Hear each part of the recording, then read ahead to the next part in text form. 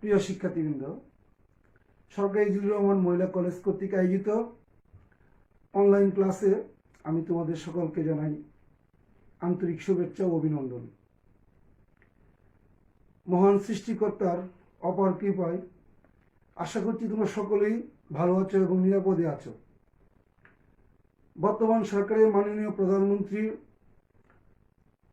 অত্যন্ত দূরদর্শিতা এবং চিন্তা চেতনার বহিঃপ্রকাশ হচ্ছে এই অনলাইন ক্লাস। আমরা শিক্ষা ব্যবস্থা কোনোভাবেই পিছিয়ে থাকতে চাই না। এরই ধারাবাহিকতায় সারা দেশে অনলাইন ক্লাস কার্যক্রম শুরু হয়েছে। তো আমি আর কথা বাড়াবো না, আমি সরাসরি ক্লাসে চলে যাচ্ছি। প্রিয় শিক্ষার্থীবৃন্দ, তোমরা আমার একাদশ শ্রেণীর এই ফিনান্স, ব্যাংকিং ও বিমা প্রথম পত্রের এই ক্লাসটা উপভোগ করো এবং অবশ্যই ক্লাসটা উপভোগ করার পূর্বে তোমরা খাতা কলম সাথে নিয়ে বসে পড়ো। গুরুত্বপূর্ণ টপিকস এবং পয়েন্ট তোমরা খাতায় নোট করে রাখবে। আমি এই ক্লাসটি ডিজিটাল কন্টেন্টের সাহায্যে মাল্টিমিডিয়া সিস্টেমে তোমাদের সামনে উপস্থাপন করছি। তোমরা ক্লাসটি উপভোগ করো।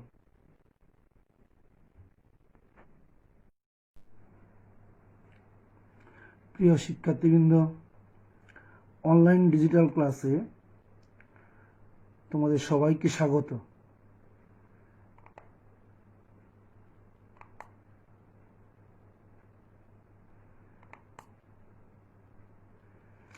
এবার আমি আমার পরিচয় পর্বটা সেরে নিচ্ছি।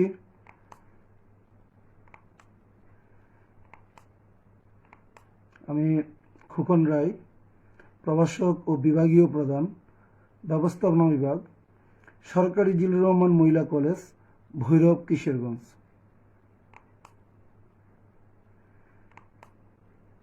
প্রিয় শিক্ষার্থীবৃন্দ, তোমরা স্ক্রিনে যে ছবিগুলো আসছে ছবিগুলোর দিকে একটু মনোযোগ সহকারে লক্ষ্য করো।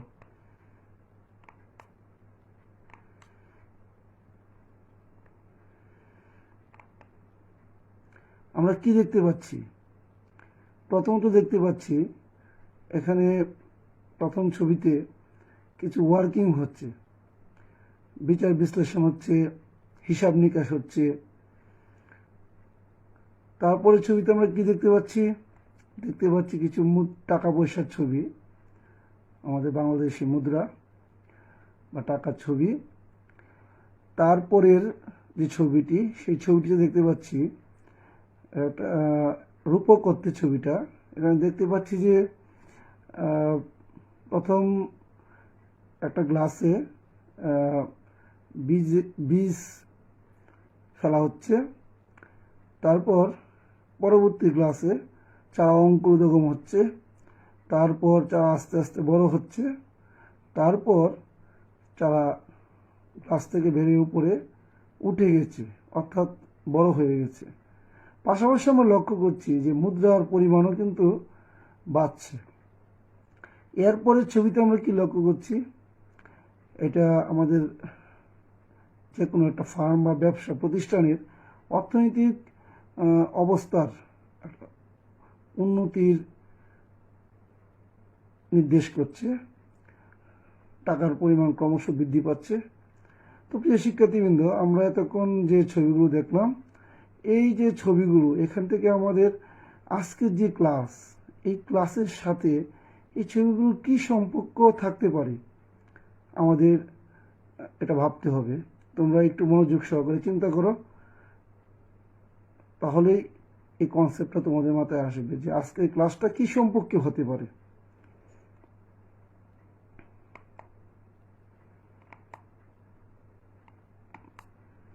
আজকে আমরা যে ক্লাসটা নিব, ফাইন্যান্স, ব্যাংকিং ও বিমা প্রথম পত্র, শ্রেণী একাদশ, অধ্যায় প্রথম,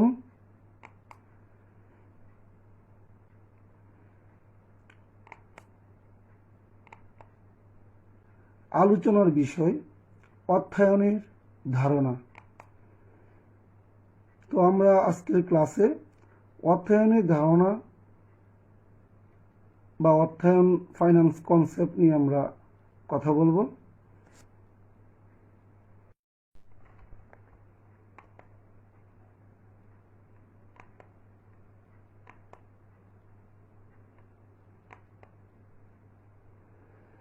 শিখন ফল, আজকে আমরা যে ক্লাসটি করব সেই ক্লাস থেকে আমরা কি কি শিখতে পারবো। এক, অর্থায়ন কি তা শিখতে পারবে। অর্থায়নের শ্রেণীবিন্যাস করতে পারবে। 3, অর্থায়নের লক্ষ্য ব্যাখ্যা করতে পারবে। 4, এজেন্সি ব্যয় সম্পর্কে বলতে পারবে।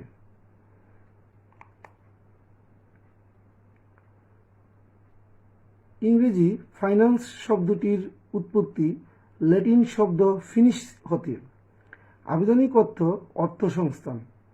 সাধারণত অর্থায়ন বলতে অর্থ আনয়ন বা সংগ্রহকে বোঝায়। ব্যাপক অর্থে অর্থায়ন হচ্ছে অর্থ সংগ্রহ ও সংগৃহীত অর্থের সুষ্ঠু ব্যবস্থাপনা সংক্রান্ত যাবতীয় কার্যাবলী। তাহলে আমরা অর্থায়ন কি বলতে পারি? অর্থায়ন বলতে অর্থ সংগ্রহ ও সংগৃহীত অর্থের সুষ্ঠু ব্যবহার, অর্থের সংরক্ষণ ও নিয়ন্ত্রণ সংক্রান্ত যাবতীয় আর্থিক কর্মকাণ্ডের সমষ্টিকেই বোঝায়।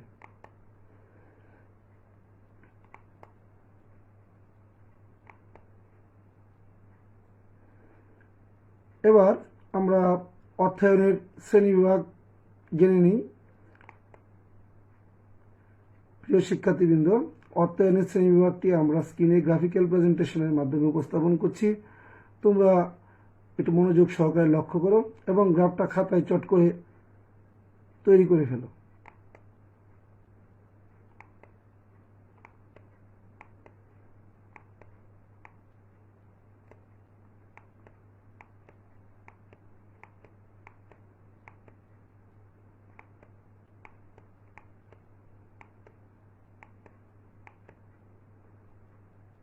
আমরা অর্থায়নের শ্রেণী বিভাগে বেসিক্যালি দুই ভাগে অর্থায়নকে ভাগ করা হয়েছে।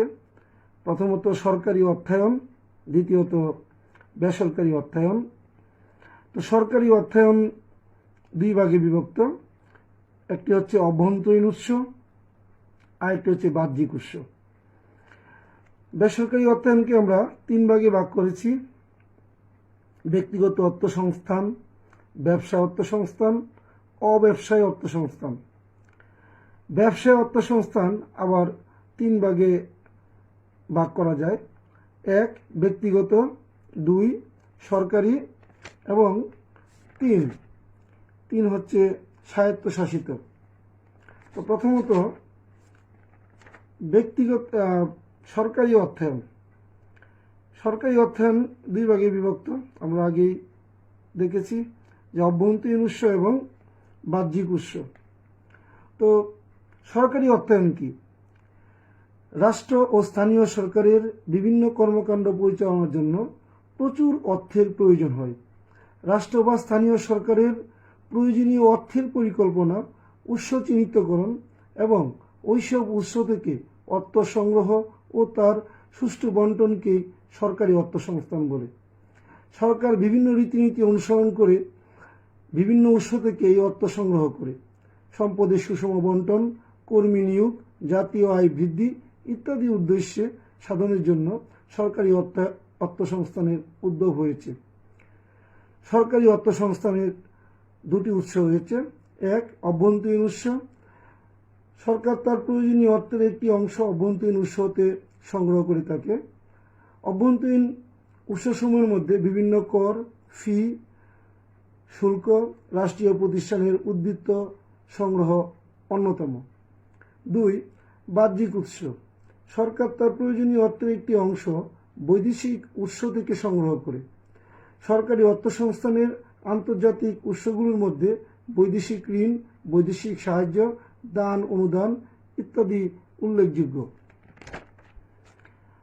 প্রিয় শিক্ষার্থীবৃন্দ, এবার আমরা আসি বেসরকারি অর্থায়নে, যেটাকে ইংরেজিতে বলা হয় নন গভর্নমেন্ট ফাইন্যান্স বা প্রাইভেট ফাইন্যান্স।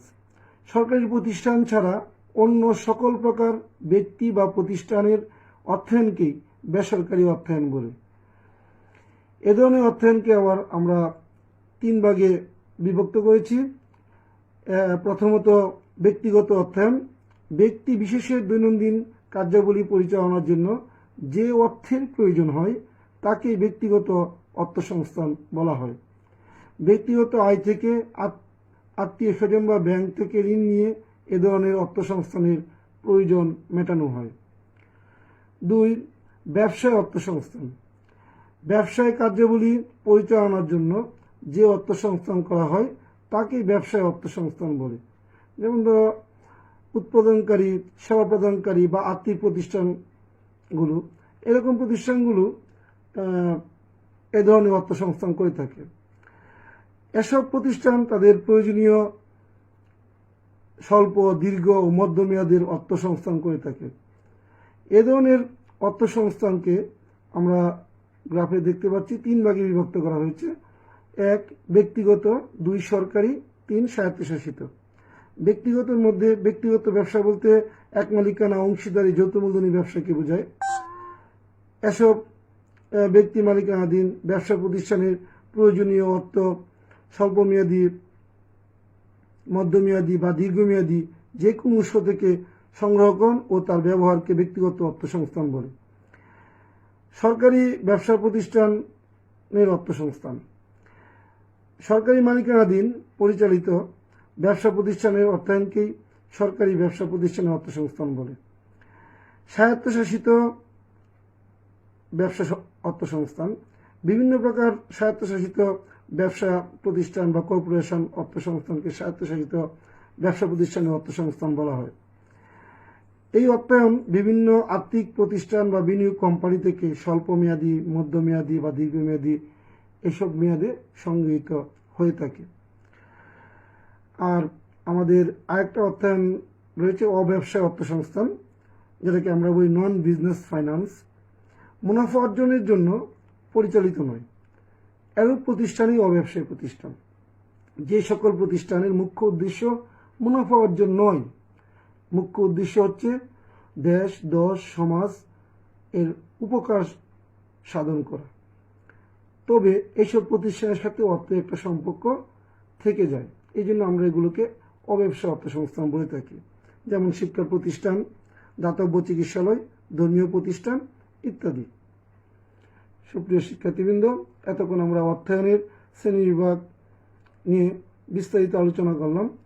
তোমরা এই বিষয়টা একটু মনোযোগ দিয়ে বাসায় অধ্যয়ন করবে। এবার আমরা অর্থায়নের লক্ষ্য। তো অর্থায়নের লক্ষ্য, এই টপিকসটা অত্যন্ত গুরুত্বপূর্ণ একটা টপিকস এই চ্যাপ্টারে। তো আমরা গ্রাফিক্যাল প্রেজেন্টেশনের মাধ্যমে দেখতে পাচ্ছি অর্থায়নের লক্ষ্য 2 ভাগে বিভক্ত হয়ে গেছে। প্রথম লক্ষ্যই হচ্ছে মুনাফা সর্বাধিকরণ, দ্বিতীয় লক্ষ্য হচ্ছে সম্পদ সর্বাধিকরণ। মুনাফা সর্বাধিকরণ, এখানে আমরা দেখতে পাচ্ছি মুনাফা সমান রাজস্ব মাইনাস খরচ,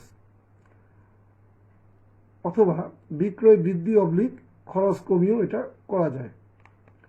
সম্পদ সর্বাধিকরণ, এখানে স্ক্রিনে দেখতে পাচ্ছি নিট বর্তমান মূল্য সমান ভবিষ্যৎ আয়ের বর্তমান মূল্য থেকে প্রাথমিক বিনিয়োগ বাদ দেওয়া সম্পদের নিট বর্তমান মূল্য বৃদ্ধি করে। এবার আসি আমরা মুনাফা সর্বাধিকরণ কেন ফার্মের লক্ষ্য হওয়া উচিত। প্রথমত, মুনাফা দক্ষতার মাপকাঠি। দ্বিতীয়ত, সম্পদ সুষ্ঠু ও দক্ষ ব্যবহারে মুনাফা সর্বাধিকরণ সম্ভব। তৃতীয়ত, ফার্মের সিদ্ধান্তসমূহ মূল্যায়নের মাপকাঠি। এবং 4 নম্বরে কি আছে, মুনাফা সর্বাধিকরণে সামাজিক কল্যাণ সম্ভব। তো মুনাফা হলো দক্ষতা মাপকাঠি।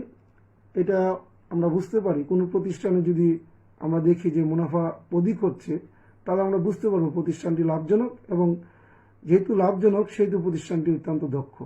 কারণ দক্ষ প্রতিষ্ঠান ছাড়া প্রফিট সর্বাধিকরণ কখনোই সম্ভব নয়।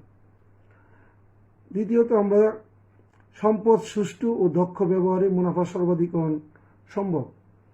তো সম্পদের সঠিক, যথাযথ ও দক্ষ ব্যবহারের মাধ্যমে ফার্ম তার অভীষ্ট লক্ষ্য অর্জন করতে পারে। তাই বলা যায় সম্পদের সঠিক ব্যবহারের মাধ্যমেও মুনাফা সর্বাধিকরণ সম্ভব করা যায়। ফার্মের সিদ্ধান্তসমূহ মূল্যায়নের মাপকাঠি।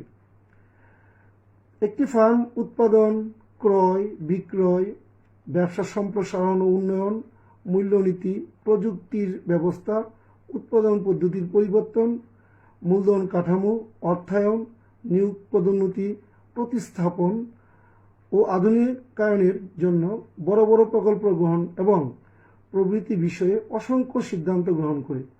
উক্ত সিদ্ধান্তসমূহের ফলপ্রদতা যাচাইয়ে মুনাফাকে অন্যতম গুরুত্বপূর্ণ মানদণ্ড হিসেবে ব্যবহার করা হয়। সামাজিক কল্যাণ, সোশ্যাল ওয়েলফেয়ার। মুনাফার সর্বাধিকরণ ফার্মের মাধ্যমে মালিক মুনাফা পায় এবং ভোক্তারা সঠিক মূল্যে দ্রব্য গ্রহণ করতে পারে। এছাড়া শ্রমিকগণ তাদের ন্যায্য মূল্য পেয়ে থাকে। এভাবে অর্থনৈতিক সম্পদের সুষ্ঠু ব্যবহার নিশ্চিত করা গেলে সামাজিক কল্যাণ সাধিত হয়। এসব কারণে মুনাফা সর্বাধিকরণ ফার্মের আর্থিক সিদ্ধান্তের মূল লক্ষ্য হওয়া প্রয়োজন। ততক্ষণ আমরা আলোচনা করলাম মুনাফা সর্বাধিকরণ কেন ফার্মের লক্ষ্য হওয়া উচিত। আশা করি তোমরা বুঝতে পেরেছ।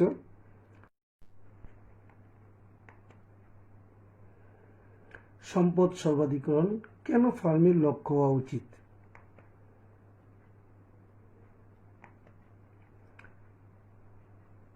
শিক্ষার্থীরা, আমরা লক্ষ্য করছি এখানে চারটা বিষয় ক, খ, গ, চারটা বিষয় এখানে উপস্থাপন করা হয়েছে। ক, স্পষ্ট ধারণা নিশ্চয়তা। খ, ঝুঁকি, সময় ও অর্থের সময়মূল্য বিবেচনা করা হয়, এই জন্য সম্পদ সর্বাধিকরণ ফার্মের লক্ষ্য হওয়া উচিত।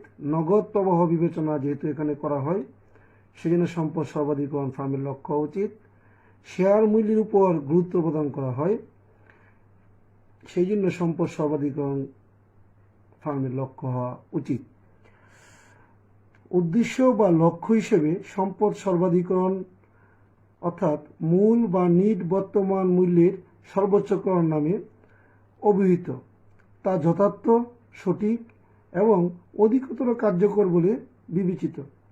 তাছাড়া এই ধারণাটি বিভিন্ন লেখক ও গবেষক কর্তৃক সমাদৃত হয়েছে। কিন্তু সম্পদ সর্বোচ্চকরণ লক্ষ্যের ব্যাপারে যথেষ্ট অস্পষ্টতা বিদ্যমান। কারণ একটি গুরুত্বপূর্ণ প্রশ্ন হলো, কার সম্পদ বৃদ্ধি করাকে অধিকতর গুরুত্ব দেওয়া হবে। সম্পদ বৃদ্ধিকরণকে দুই দৃষ্টিকোণ থেকে বিবেচনা করা হয়। সম্পদ সর্বোচ্চকরণ বলতে ফার্মের সম্পদ সর্বোচ্চকরণ ও শেয়ার হোল্ডারদের সম্পদ সর্বোচ্চকরণ উভয় অর্থেই চিন্তা করা যায়। তবে ফার্ম ও শেয়ার হোল্ডারদের মূল লক্ষ্যের ক্ষেত্রে কোনো দ্বন্দ্ব নেই। ফার্মের মালিক হল শেয়ার হোল্ডারবৃন্দ। মালিকদের পক্ষ থেকে নিযুক্ত হয়ে ব্যবস্থাপনা কর্তৃপক্ষ ফার্মের পরিচালনার দায়িত্ব পালন করে। তাদের লক্ষ্য হচ্ছে ফার্মকে এমন পর্যায়ে নিয়ে যাওয়া যার ফলে নিয়োগকর্তা অর্থাৎ শেয়ার হোল্ডারদের অর্থনৈতিক কল্যাণ সর্বাধিক লক্ষ্য করা যায়। কাজেই শেয়ার হোল্ডারদের সম্পদ সর্বোচ্চকরণই ফার্মের লক্ষ্য হওয়া উচিত। তো আমরা এ থেকে বুঝতে পারছি যে সম্পদ সর্বাধিকরণ কেন ফার্মের লক্ষ্য হওয়া উচিত। তো তোমরা এই বিষয়টা একটু মনোযোগ সহকারে ভাষায় অধ্যয়ন করবে, কারণ এই চ্যাপ্টারের মুনাফা সর্বোচ্চকরণ এবং সম্পদ সর্বাধিকরণ বা সর্বোচ্চকরণ কেন ফার্মের লক্ষ্য হওয়া উচিত এবং সমালোচনা সহ তোমরা বই থেকে একটু ভালো করে অধ্যয়ন করে নেবে।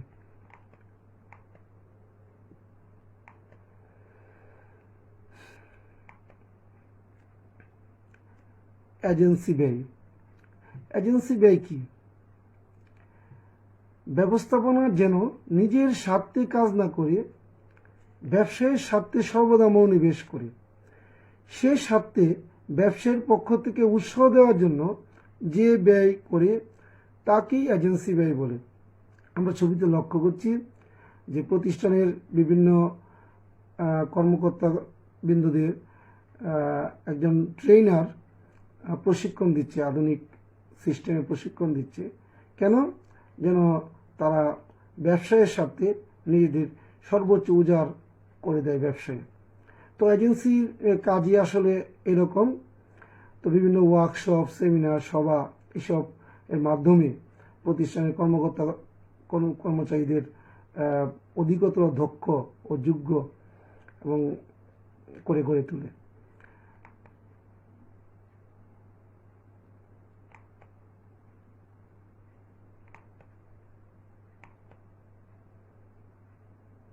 এজেন্সি ব্যয় আমরা গ্রাফিক্যাল প্রেজেন্টেশনের মাধ্যমে দেখতে পাচ্ছি যে এজেন্সি ব্যয় কয় ধরনের: তদারকি ব্যয়, উৎসাহ ব্যয়, অসততা প্রতিরোধ ব্যয়। অর্থাৎ এই যে এজেন্সি ব্যয়, প্রতিষ্ঠানের জন্য বিভিন্ন প্রতিনিধি বা এজেন্সিকে নিয়ে আসা হয়। কেন নিয়ে আসা হয়, মানে কি কি ধরনের ব্যয় এখানে পরিলক্ষিত হয়? তদারকি ব্যয়, তদারকি যেন সঠিক যুগোপযোগী হয়, প্রতিষ্ঠানের পরিকল্পনা মাফিক যেন তার লক্ষ্য অর্জন করতে পারে, এই জন্য এজেন্সির মাধ্যমে এই তদারকি বিষয়ে দক্ষ করে গড়ে তোলা হয়। উৎসাহ ব্যয় দেওয়া হয় এজেন্সির মাধ্যমে, এবং যেন সততার সহিত ব্যবসা প্রতিষ্ঠানের সকলেই কার্যক্রম পরিচালনা করে। এই প্রতিরোধ বিষয়ে বিভিন্ন পরামর্শ বা টেকনিক এজেন্সির মাধ্যমে বিভিন্ন ব্যবসা প্রতিষ্ঠান পেয়ে থাকে। তো এই হচ্ছে এজেন্সি ব্যয়ের বিভিন্ন প্রকারভেদ। এবার আমরা এতক্ষণ আমরা ক্লাস করলাম, বিভিন্ন বিষয়ে ক্লাসে আমরা আলোচনা করলাম। আসলে এতগুলো বিষয় একেবারে মনে রাখা কঠিন, তবুও আমরা চেষ্টা করেছি বিষয়গুলোকে মাথায় বা মননে নেওয়ার জন্য। আমি আশা করছি তোমরা যদি মনোযোগ দিয়ে ক্লাসটা অবশ্যই করেছ, তো যদি করে থাকো তাহলে তোমরা আমি একটা মূল্যায়নের ব্যবস্থা করেছি। এই স্লাইডে তোমাদের কয়েকটা প্রশ্ন আমি রেখেছি, তোমরা এই প্রশ্নগুলো দেখো এবং সাথে সাথে খাতায় আনসারগুলো করে ফেলো। প্রথম প্রশ্ন, অর্থায়ন কি? ইতিমধ্যে আমরা আমাদের ক্লাসে অর্থায়ন কি অত্যন্ত সুন্দরভাবে আমরা আলোচনা করেছি। আমার মনে হয় তোমরা এটা শুনেছ, এটা তোমরা বলতে পারবে। মূল্যায়নের দ্বিতীয় প্রশ্ন, সরকারি অর্থায়নের উৎসগুলো কি কি? এটাও আমাদের বিস্তারিত আলোচনা হয়েছে। বেসরকারি অর্থায়ন কি? মুনাফা সর্বাধিকরণ কি? এটা বিস্তারিত আমরা আলোচনা করেছি, আশা করি তোমরা এটা বলতে পারবে। সম্পদ সর্বাধিকরণ কি? এজেন্সি ব্যয় কি? এজেন্সি ব্যয় কোন কোন ক্ষেত্রে হয়? আমরা এই যে 7টা প্রশ্ন এখানে মূল্যায়নে রাখলাম, তোমরা ঝটপট এই প্রশ্নগুলো আনসার খাতায় করে ফেলো। যদি আনসারগুলো খাতায় করবে এবং তোমরা আমার কমেন্ট বক্সে ফেসবুক পেজ রয় খোকন অথবা ইউটিউব চ্যানেল রয় খোকন বা সরকারি জিল্লুর রহমান মহিলা কলেজে YouTube channel gov Zillur Rahman মহিলা কলেজ, এই কমেন্ট বক্সে এই আনসারগুলো তোমরা দিয়ে দিতে পারো। আমি আনসারগুলো দেখব এবং তোমাদের মূল্যায়ন করব, এবং তোমাদের কোনো জিজ্ঞাসা থাকলে তোমরা করতে পারো।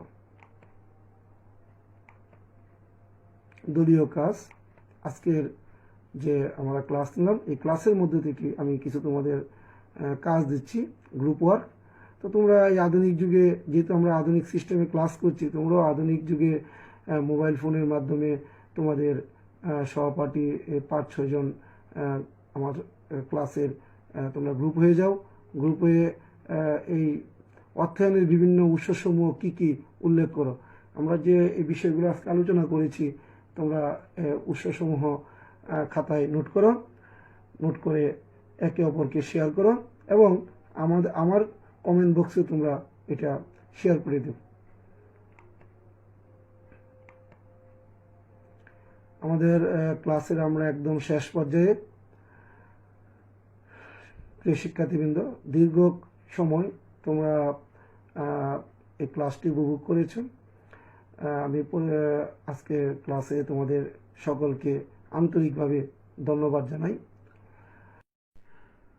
তো শিক্ষার্থীবৃন্দ, দীর্ঘ সময় তোমরা ক্লাসটি উপভোগ করেছো।